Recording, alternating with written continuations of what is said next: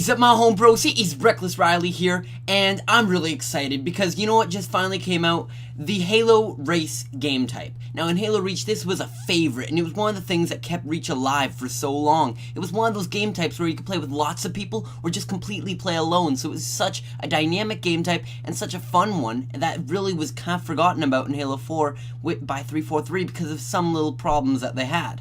But it is finally here in Halo 4 thanks to Synth and special thanks to AMD. They are both Halo modders who make amazing game types and recreate the game types that we all know and love from previous games. Now, as you're seeing right now, I'm actually racing on a track that I made using this game mode. Now, how you set up this game mode, I'm actually about to show you, so let's hop right into Forge. So once you're in Forge, the very first thing you want to do is create yourself some spawn points. You want to create 16 of these, and you want to have them all pointing the way of the very first checkpoint or down your racetrack so that everybody can continue and know where they're going. Then you want to create yourself a hill marker and have it span across the road. This will be your checkpoint. You want to go down to game type labels. You want to set this to race_checkpoint. You want to do this for all of the checkpoints. Then go to spawn sequence and set to 0. 0 will be the very first checkpoint's label. And as you continue, it'll go 0, 1, 2, 3, 4, 5. And it'll just continue from 0, so the second checkpoint will be a 1, and as it continues. But as you saw there, I just created 2 checkpoints with the same spawn sequence. That'll mean that both checkpoints will be on at the same time, so I have a choice between which one I want to go to, and then I'll just continue on to the next checkpoint.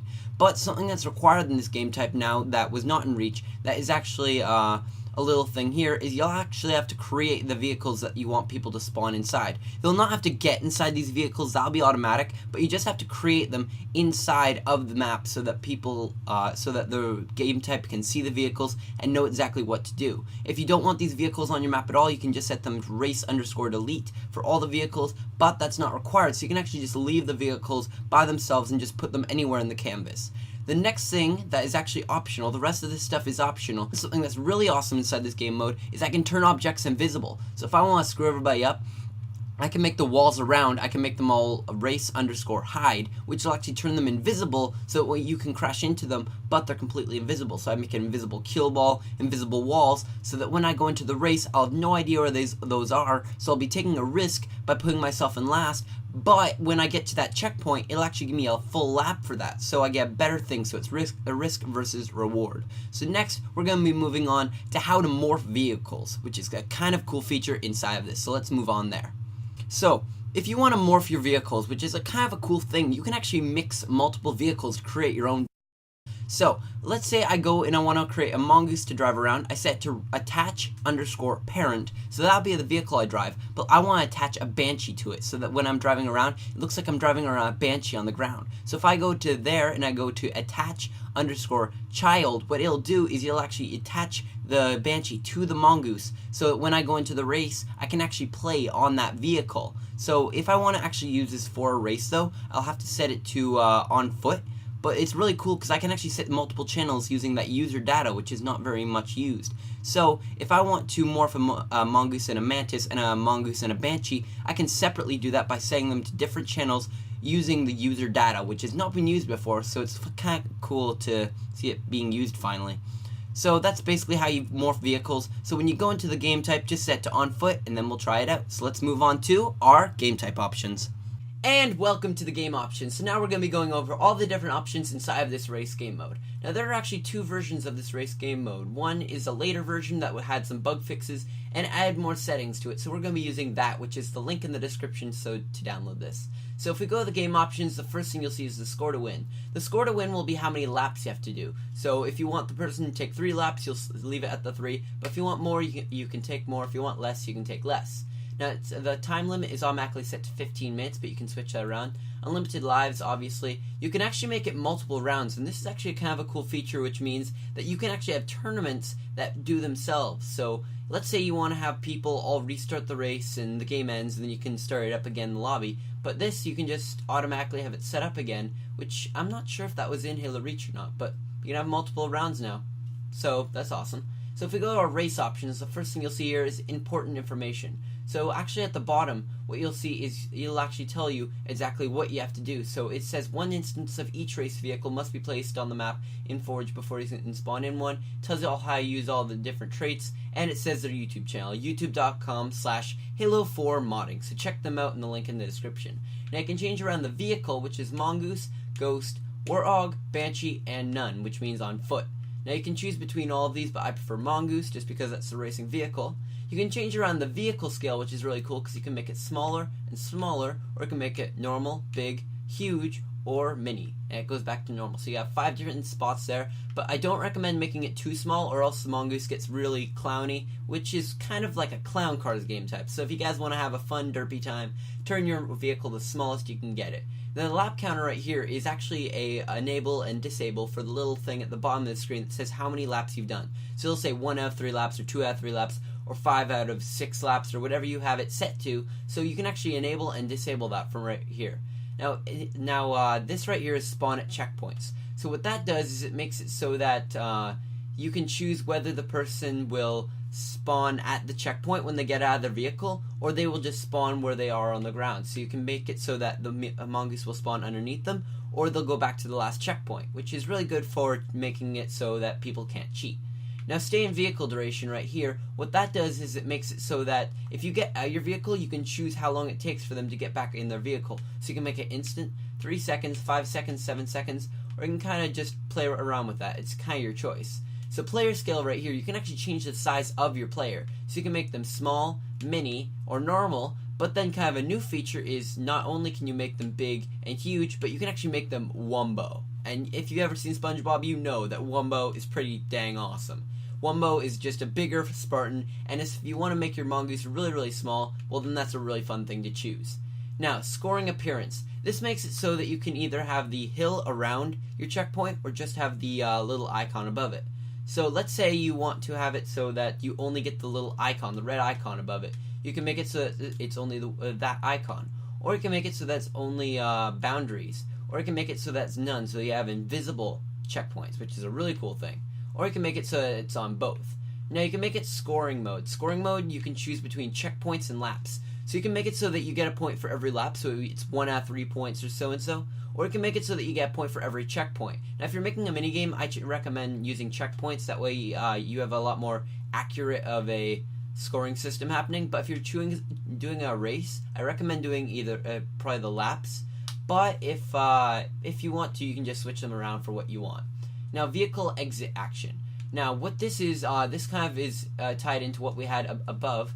So, let's say you get out of your Mongoose. It'll either revert you back to the checkpoint, which is really good for stopping people from cheating, or you can turn it to respawn in place so that the Mongoose is just appearing underneath you. Now, this is really good because it makes it so that different maps in Halo Reach, what you did is you'd like go over a man cannon, and you'd have to get out your Mongoose just at the right time, and then wait for your Mongoose to spawn underneath you if you got to the right spot. And it just kind of made it so that mini games were a lot more possible. So I'm glad that he had the option to choose between this. I recommend reverting back to checkpoint though, just because it makes it so that people can't cheat as much.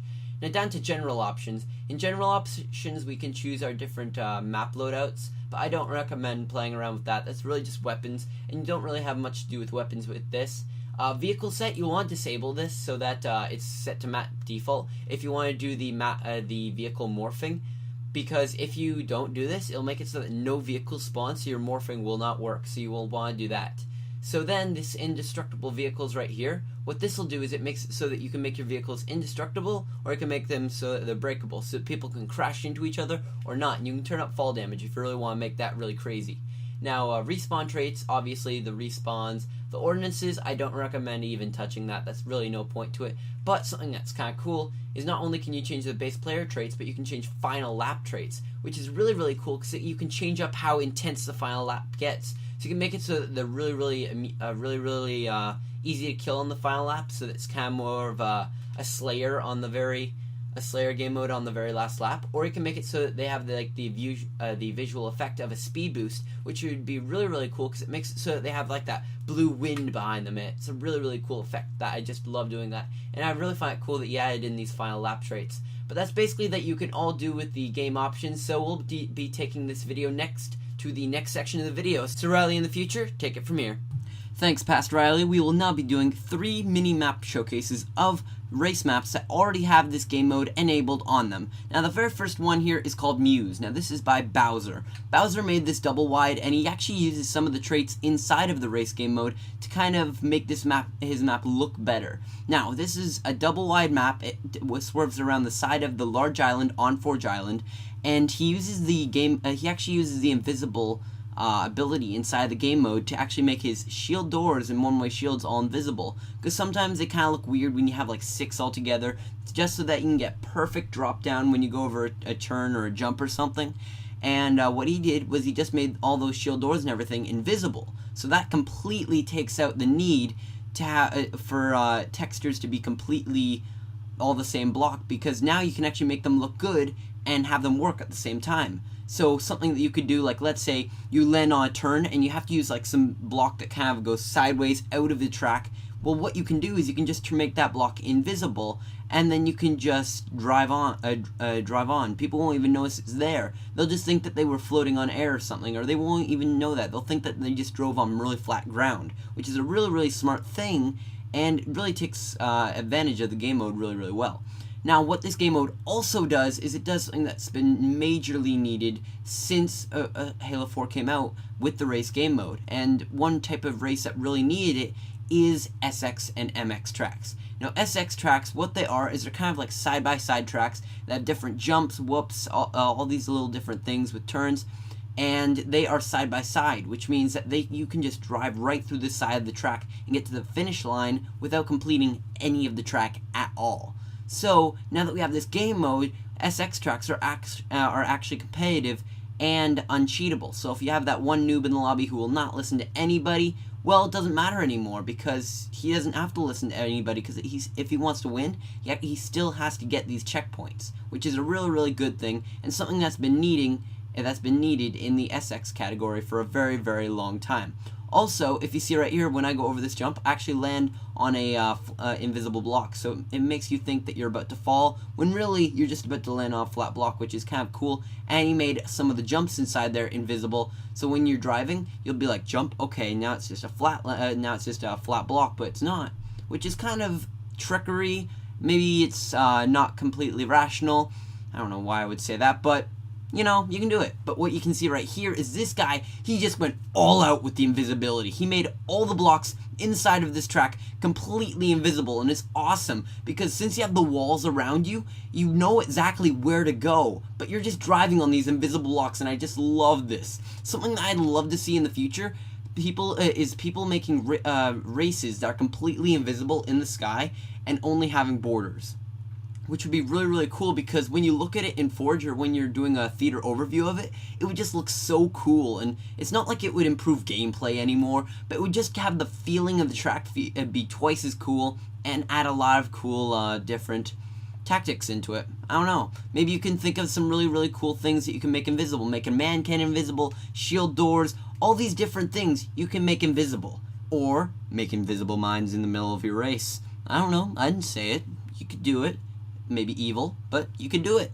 Anyway, guys, we are now moving on to something that's kind of special, and I kind of wanted to say thank you to Synth for making this game mode, but I wanted to do that in a special way and get the entire community involved in this. So without further ado, here is some of the community's reactions to this new race game mode.